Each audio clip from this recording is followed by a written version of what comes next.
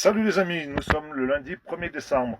Donc comme vous pouvez le voir, la DNC, ça continue alors qu'il fait très froid. Pour moi, il n'y a plus de moustiques, plus de mouches. Comme par hasard, c'est sûrement un hasard. Il y a une exploitation qui veut tuer les 82 vaches demain, alors qu'elle a été vaccinée il y a 30-35 jours. Je ne sais pas si ça vous rappelle pas quelque chose. Moi, ça me rappelle énormément le Covid, parce que plus on vaccinait les gens au Covid, plus ils étaient porteur du Covid, il déclenchait le Covid 3 jours après. Je trouve que pour moi, c'est un scandale de vacciner en pleine épizootie. N'importe quel docteur et scientifique le disent. Donc moi, j'espère qu'il y aura beaucoup de monde pour empêcher cet enlèvement de ces vaches. Et je propose que, bien entendu, cet éleveur, il va sûrement avoir des conséquences vis-à-vis des primes, vis-à-vis de je sais pas quoi, parce que du moment où on est rebelle, eh bien, on prend très, très cher dans la tête.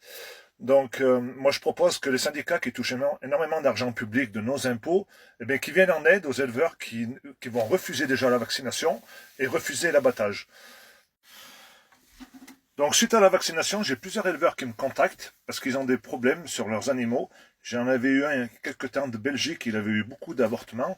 Et là, hier, j'ai eu un jeune qui m'a envoyé un message que je vais vous lire et vous ferez votre propre opinion. Bonjour Sébastien, je te suis depuis le début. Je suis éleveur de 31 ans, installé depuis 11 ans, seul à la tête de 60 laitières AOC Comté. Je tenais à t'envoyer ce petit message, car aujourd'hui, et ça depuis la vaccination qu'on nous a imposée, j'ai perdu 8 veaux sur 19, dont 4 en août, et tout ça 15 jours après la vaccination. Et là, j'en ai reperdu 5 samedi en l'espace de 12 heures.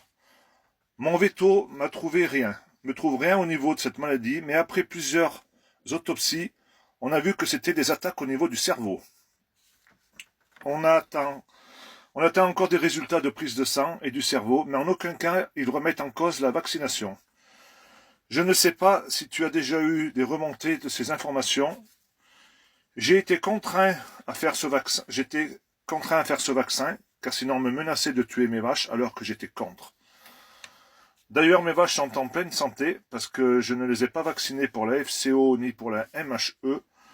Je suis très ennuyé. Je te remercie si tu as d'autres contacts. Voilà, donc au travers de cette vidéo, s'il y en a d'autres qui ont des soucis avec les conséquences sur la vaccination, j'aimerais que vous me le dites. Parce que je pense qu'il doit y en avoir plus d'un. Sauf que souvent, personne ne dit rien parce qu'ils ont peur des retombées financière sur leur exploitation, ce qui peut se comprendre. Mais je pense qu'à un moment donné, si on ne résiste pas plus que ça, on va tous se faire tuer nos vaches, parce que cette année, c'est la dermatose, l'année prochaine, ce sera autre chose. L'année dernière, c'était la FCO, l'année d'avant, c'était la MHE. Donc là, ils ont dit, de toute façon, il y a quelques années, que nos vaches, elles étaient responsables de 15% des gaz à effet de serre, qu'il fallait en éliminer 30%. Je pense qu'on est en plein dedans. Donc pour moi, je dis bien pour moi, le vaccin n'est pas la solution, surtout en pleine pandémie. Et je pense qu'il faut faire autre chose. Il faut résister. Il faut peut-être tuer les vaches qui sont positives, comme avec le nouveau protocole de la tuberculose. Mais il faut surtout soigner les vaches qui sont pas trop malades, les isoler. Et je vois pas pourquoi on n'y arriverait pas, puisqu'en Inde, il y a 1 million de vaches qui se promènent nuit et jour dans les campagnes. Ils ont eu cette maladie. Ils n'ont pas tué, parce qu'ils n'ont pas intérêt à la tuer, vu que la vache elle est sacrée. Et ça se passe plutôt bien. Ils les soignent, ils ont fabriqué des hôpitaux dispensaires pour soigner des vaches. Et c'est ainsi que va la vie, parce que la nature, elle est faite pour créer une certaine immunité.